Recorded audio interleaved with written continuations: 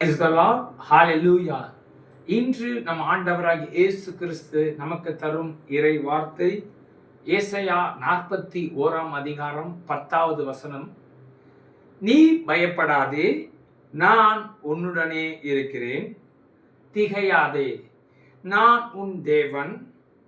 நான் உன்னை பலப்படுத்தி உனக்கு சகாயம் பண்ணுவேன். என் நீதியின் வலக்கரத்தினால் உன்னை தாங்குவேன். ஆமென். Praise the Lord. Hallelujah. இந்த வசனத்துல நம் ஆண்டவராகிய இயேசு கிறிஸ்து 5 காரியங்களை குறிப்பிடுகின்றார். முதலாவது, பயப்படாதே என்ற காரியத்தை சொல்கின்றார். இரண்டாவது, நான் உன்னுடனே இருக்கின்றேன் என்று குறிப்பிடுகின்றார். இந்த இரண்டு பாத்தீங்கன்னா, முதல்ல பயப்படாதேன்னு சொல்றாரு, இரண்டாவது உன்னுடனே இருக்கிறேன்னு சொல்றாரு. இது யாராவது பயத்துல இருந்தாங்கன்னா நம்ம அவங்களுக்கு ஆலோசனை சொல்லி டேக் கேர்ப்பா, நல்லா இருக்கிற மாதிரி சொல்ற மாதிரி சொல்லிடலாம். இது ஆண்டவர். இப்போ நீங்க யோசிக்கலாம், ஆண்டவர் வானத்துல இருக்காரு, அவர் அங்கேருந்து பார்த்து பயப்படாதே, நான் உனக்கு துணை இருக்கிறேன்னு சொல்லிட்டாரு. அதுக்கப்புறம் அவர் அங்கேருந்து சொல்லிட்டாரு, எனக்கு என்ன ஆகும் அப்படின்னு பாத்தீங்கன்னா, அடுத்துதான் நம்ம ஆண்டவர் சொல்றாரு, நான் உன் தேவன் சொன்னதுக்கு அப்புறம் நான் உன்னை பலப்படுத்துவேன். அப்ப பயப்படாதே, நான் உன்னோடு இருக்கிறேன்னு சொன்னது மட்டும் இல்லாம அடுத்து என்ன சொல்றாரு, உன்னை நான் பலப்படுத்துவேன். அப்ப பலவீனமா இருக்கிற உன்னை நான் பலப்படுத்துவேன் ஆண்டவர் சொல்றார். அதோட மட்டும் இல்லாம உனக்கு சகாயம் செய்வேன், அதாவது எப்படின்னா உதவி செய்வேன், உன்னை மீட்டு கொண்டு உனக்கு உதவி செய்வேன் சொல்றாரு. இறுதியாக என் நீதியின் வழக்கத்தை உன்னை தாங்குவேன் சொல்றாரு. அப்ப உன்னை பலப்படுத்துவேன்னு சொல்றாரு, சகாயம் பண்ணுவேன், உனக்கு உதவி செய்வேன் சொல்றாரு, உன்னை தாங்குவேன் அப்படின்னு சொல்றாரு இந்த வசனத்துல. அப்ப நம் தேவன் எப்பேற்பட்ட தேவன் என்றால், ஏதோ அவர் வானத்துல உட்கார்ந்துகிட்டு நீங்க மனுஷன் கஷ்டப்பட்டுக்கிட்டு இருக்கான்னு இல்ல, உங்களுக்காக இறங்கி வந்து கல்வாரியின் பாடுகளை சுமந்து முதலாம் ஆதாம் இழந்த மீட்பை இரண்டாம் ஆதாமாகிய நம் இயேசு கிறிஸ்து பரத்திலிருந்து இறங்கி வந்து உங்களுக்காகவும் எனக்காகவும் சிலுவையில் அடிக்கப்பட்டு தொங்க விடப்பட்டார். நம் தேவன் இயேசு கிறிஸ்து. எனக்கு அதனாலதான் இயேசுவை ரொம்ப பிடிக்கும். பல பேர் சொல்லுவாங்க, இவங்கள்ட்ட வேண்டுங்க அவங்கள்ட்ட வேண்டுங்க சொல்லணும். உண்மையான தேவன் ஆண்டவராக இயேசு கிறிஸ்து, அவரை நோக்கி நீங்கள் பார்க்கும் பொழுது நீங்கள் பரலோகத்தின் பிள்ளைகளாக மாற முடியும். இப்ப சரி, நம்ம டாபிக் உள்ள வரோம். இப்ப இன்னைக்கு இந்த செய்தியின் சாராம்சம் என்னன்னா, பயப்படாதே. ஆண்டவர் இந்த காணொளியை பார்த்து கொண்டிருக்கிற உங்களை பார்த்து சொல்கிறார், மகனே மகளே, நீ பயப்படாதே. என்ன பயம் அப்படிங்கிறத பார்க்கறதுக்கு முன்னாடி முதல்ல இந்த பயங்கிறது இந்த மனித குலத்துல எவ்வாறு வந்தது அப்படிங்கிறத நம்ம பார்க்க போகிறோம். இதற்காக நாம் ஆதியாகமம் 3ஆம் அதிகாரம் 10வது வசனத்திலே பார்க்கும் பொழுது, ஆதாமே நீ எங்கே இருக்கிறாய் என்று தேவன் கேட்ட பொழுது அதற்கு ஆதாம் பதில் சொல்கின்றார், தேவரீர் உம்முடைய சத்தத்தை கேட்டு நான் பயந்து ஒளிந்து கொண்டேன் என்று ஆதியாகமம் 3ஆம் அதிகாரம் 10வது வசனத்திலே ஆதாம் குறிப்பிடுகின்றார். அதற்கு முன்பு வரைக்கும் ஆதாமும் ஏவாளும் இருக்கும் பொழுது அவர்களுக்கு பயம் என்ற உணர்வே கிடையாது. தேவன் வருவார், தேவனோடு உறவாடுவார்கள், அப்பா பிள்ளைகளை போல உறவாடி மகிழ்ச்சியாக இருந்தார்கள். தேவனுக்கு கீழ்ப்படியாமல் நன்மை தீமை அறிகிற கனியை தேவன் உண்ண வேண்டாம் என்று கூறிய கனியை அவர்கள் உண்ட பிறகு முதலில் அவர்களிடத்தில் வந்தது பய உணர்வு. அப்ப கீழ்ப்படியாமையினால் முதலில் வந்தது மனிதனுக்கு பய உணர்வு. இவ்வாறு மனிதன் விழுந்து விட்டான் என்பதற்காக நம் தேவன், நீ தப்பு செஞ்சுட்ட வெளில போ அப்படின்னு சொல்லிட்டு அவனை விட்டுட்டு அவனை தலைமுழுகி கொள்ற தேவன் நம்முடைய தேவன் கிடையாது. அவன் தவறு செய்தாலும் அவனை மறுபடி ஏற்றுக்கொள்கிற தேவன். அப்ப நீங்க கேட்கலாம், இப்ப சொன்னீங்களே அவனை துரத்தி விட மாட்டார், ஏன் அப்ப ஏதேன் தோட்டத்தை விட்டு ஆண்டவர் ஆதாமையும் ஏவாளையும் ஏன் விரட்டி விட்டார் என்று நீங்கள் அடுத்த கேள்வி கேட்கலாம் சகோதர சகோதரிகளே. ஏனென்றால் ஆதாமும் ஏவாளும் நன்மை தீமை அறிகிற கனியை உண்ட பிறகு அவர்கள் பாவத்திற்குள் உட்பட்டு விட்டார்கள். அங்கே ஜீவ விருட்சத்தின் கனியும் இருந்தது. அந்த ஜீவ விருட்சத்தின் கனியை அவர்கள் இந்த நன்மை தீமை உண்ட பிறகு உண்டால் அவர்களுக்கு மரணம் என்பதே கிடையாது. ஜீவ விருட்சத்தின் கனியை உண்டால் இவர்கள் பாவத்தோட இருந்து சாகாமல் கடைசி வரைக்கும் இருந்தால் பாவத்திலே இருப்பார்கள் என்பதனால்தான் அவர்கள் ஜீவ விருட்சத்தின் கனியை சாப்பிட்டு விட்டு கூடாது என்பதற்காகத்தான் தேவன் அவர்களை ஏதேன் தோட்டத்தை விட்டு அனுப்பிவிட்டார். ஏனென்றால் இவர்கள் பாவ மாம்சத்திலே கடைசி வரைக்கும் இருந்து இவர்களுக்கு பாவ விமோச்சனமே இல்லாமல் போய்விடும் என்கின்ற காரணத்தினால்தான் தேவன் ஆதாம் ஏவாளை அந்த தோட்டத்தை விட்டு வெளியே அனுப்பிவிட்டார். நம்முடைய தேவன் ஆதாம் மீட்பை இழந்து விட்டான் என்பதற்காக அவனை அப்படியே விடாமல் அவனுக்கு இன்னொரு சான்ஸ் கொடுக்கிறார் ஆண்டவர். மனித குலத்தை வர வைக்கிறார். ஆதாம் இழந்த மீட்பை இரண்டாம் ஆதாம் ஆகிய இயேசு கிறிஸ்து வழியாக நமக்கு அந்த மீட்பை பெற்றுத் தருகிற தேவன் நம் ஆண்டவராகிய இயேசு கிறிஸ்து. Price the Lord. இப்பொழுது 2 காரியங்களை சொல்லி நாம் செய்திக்குள்ள முடிந்து பார்ப்போம். இப்பொழுது தேவன் முதலில் நம் விசுவாச தகப்பனாகிய ஆபிரகாம் இடத்திலே ஆதியாகமம் 15ஆம் அதிகாரம் 1வது வசனத்திலே, ஆபிரகாமே நீ பயப்படாதே, நான் உனக்கு கேடகமும் மகா பெரிய பலனுமாய் இருக்கிறேன் என்று ஆதியாகமம் 15ஆம் அதிகாரம் 1வது வசனத்திலே தேவன் குறிப்பிடுகின்றார். இந்த காரியத்தை நீங்கள் பார்க்கும் பொழுது ஆபிரகாம், தேவன் அவ்வாறு சொன்ன பிறகு ஆபிரகாம் சொல்லுகிறார், நீர் எனக்கு புத்திர சந்தானத்தை தரவில்லை, அதாவது எனக்கு குழந்தையை கொடுக்கல.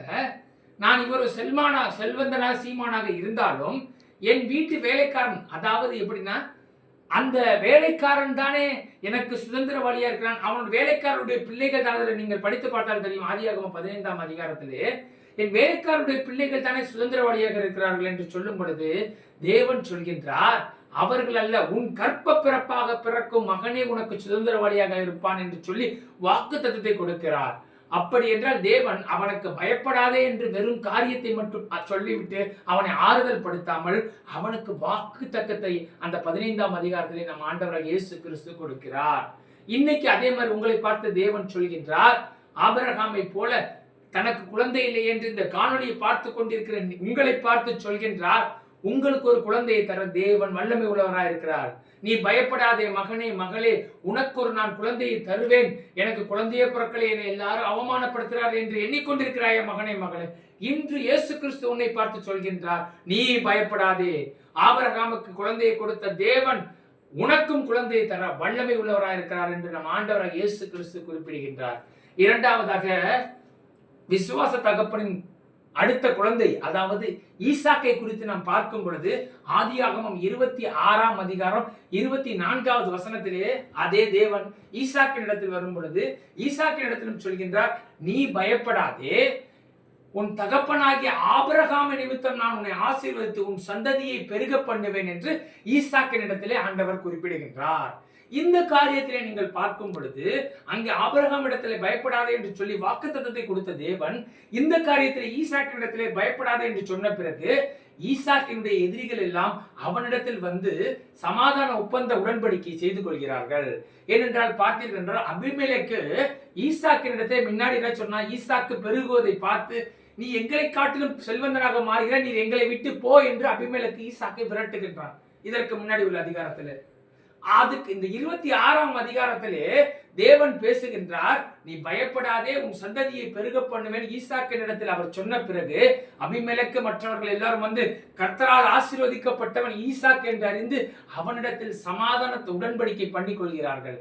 இன்று ஆண்டவர் உங்களை பார்த்து சொல்கின்றார், இன்று இந்த காணொலியை பார்த்திருக்கிற உங்களை பார்த்து நீ பயப்படாதே, உன் சந்ததியை பெருக பண்ணுவேன் என்று ஆண்டவர் இந்த வாக்குத்தத்தத்தை இந்த காணொலியின் மூலமாக உங்களுக்கு கொடுக்கின்றார். சகோதர சகோதரிகளே, அன்று ஈசாக்கின் இடத்தில் அவனுடைய எதிரிகள் எல்லாம் சமாதானம் செய்தது போல இன்று உங்களிடத்திலே இருக்கின்ற எதிரிகள் உங்களிடத்திலே வந்து சமாதானம் செய்வார்கள் என்று ஆண்டவர் குறிப்பிடுகின்றார். சகோதர சகோதரிகளே, நீங்கள் கவலைப்படவே வேண்டாம். ஏனெனில் ஆண்டவருடைய வாக்குத்தத்தம் இன்று உங்களிடத்திலே வந்தது. ஆண்டவர் சொல்கின்றார், நீ பயப்படாதே, நான் உன் தேவன், உனக்கு துணையாக இருக்கிறேன், உனக்கு சகாயம் பண்ணுவேன், நீதியின் வழக்கரத்தினால் உன்னை தாங்குவேன் என்று ஆண்டவர் குறிப்பிடுகின்றார். சகோதர சகோதரிகளே, ஆக எந்த பயத்தில் இருந்தாலும் எந்தவித பயத்தையும் தூக்கி போட்டு ஆண்டவரை நோக்கி நாம் பார்க்க வேண்டும். கடன் என்ற பயம், நிந்தை என்ற பயம், அவமானம் என்ற பயம், தரித்திரம் என்ற பயம், சமாதானம் இல்லையே என்ற பயம், எந்த பயமாக இருந்த வெறுமை என்ற பயம், எந்த பயமாக இருந்தாலும்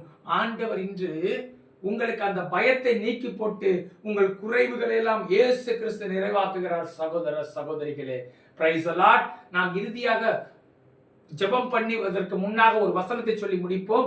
நீங்கள் யாருக்கு பயப்பட வேண்டும் என்றால் கர்த்தருக்கு பயப்பட வேண்டும். நீதிமொழிகள் 1ஆம் அதிகாரம் 7வது வசனம் சொல்கிறது, கர்த்தருக்கு பயப்படுவதே ஞானத்தின் ஆரம்பம். நீங்க கடனுக்கோ மற்ற எதற்கோ பயப்படாமல் கர்த்தருக்கு பயந்து அவருக்கு உண்மையாகவும் உத்தானமாகவும் அவரை தொழுது அவருக்கு நீங்கள் ஊழியம் செய்யும் பொழுது ஆண்டவர் உங்களை ஆசீர்வதிக்க வல்லவராய் இருக்கிறார். நாம் ஜெபிப்பதற்கு முன்பாக சொல்லி முடிப்போம். ஆண்டவரே, நீங்க சொல்லுங்க, எல்லாரும் இந்த காணொலியை பார்க்கிறோம், ஆண்டவரே இந்த பயத்தின் ஆவிகளை எங்களிடத்திலிருந்து எடுத்து போடுங்க தகப்பனே. அப்பா நாங்கள் உண்மையே நோக்கி பார்க்கின்றோம் தகப்பனே. அப்பா நாங்கள் பாவம் செய்ததினால் தகப்பனே பய உணர்வு மனித சமுதாயத்திற்குள் வந்தது தகப்பனே. அதை நீர் எடுத்து போடுகின்றீர் தகப்பனே, இயேசுவின் நாமத்தினால தகப்பனே. 2 தீமோத்தேயு 1 வசனத்தில் சொல்லப்பட்டிருக்கின்றது, தேவன் நமக்கு பயமுள்ள ஆவியை கொடுக்காமல் பலமும் அன்பும் தெளிந்த புத்தியும் உள்ள ஆவியை கொடுத்திருக்கிறார் என்று நாங்கள் படிப்பது போல தகப்பனே. தெளிந்த புத்தி உள்ள ஆவியை கொடுங்க தகப்பனே. எங்களிடத்தில் இந்த பய ஆவியை எடுத்து போட்டு எங்களை வழிநடத்த நீர் வல்லவர் என்று சொல்லி இயேசுவின் நாமத்தில் ஜெபிக்கிறோம். இப்பொழுது நாம் ஜெபிப்போமா? அன்பு தகப்பனே, உம்மை ஸ்தோத்தரிக்கிறோம், துதிக்கிறோம் தகப்பனே. அப்பா, இந்த காணொலியை பார்த்து கொண்டிருக்கிற பிள்ளைகள் ஒவ்வொருவருக்கும் பய உணர்வை எடுத்து போடும் தகப்பனே. 2 தீமோத்தேயு 1:7 போல தகப்பனே, பயமுள்ள ஆவியை தராமல் பலமும் அன்பும் தெளிந்த புத்தி உள்ள ஆவியை நீர் எங்களுக்கு தந்திருக்கிறீர் தகப்பனே. இந்த காணொலியை பார்த்திருக்கின்ற ஒவ்வொரு பிள்ளைகளுக்கும் பயத்தின் ஆவியை எடுத்து போட்டு தெளிந்த புத்தி உள்ள ஆவியை நீர் தருவீர் என்று இயேசுவின் நாமத்தில் நாங்கள் விசுவாசிக்கிறோம் தகப்பனே. நீரே வழிநடத்தி கொள்ளும். இயேசுவின் நாமத்தில் ஜெபிக்கிறோம் பிதாவே, ஆமென். Price the Lord. கர்த்தர் உங்களை நிறைவாக ஆசீர்வதிப்பாராக. ஹalleluya. Praise the Lord. Thank you. Praise the Lord.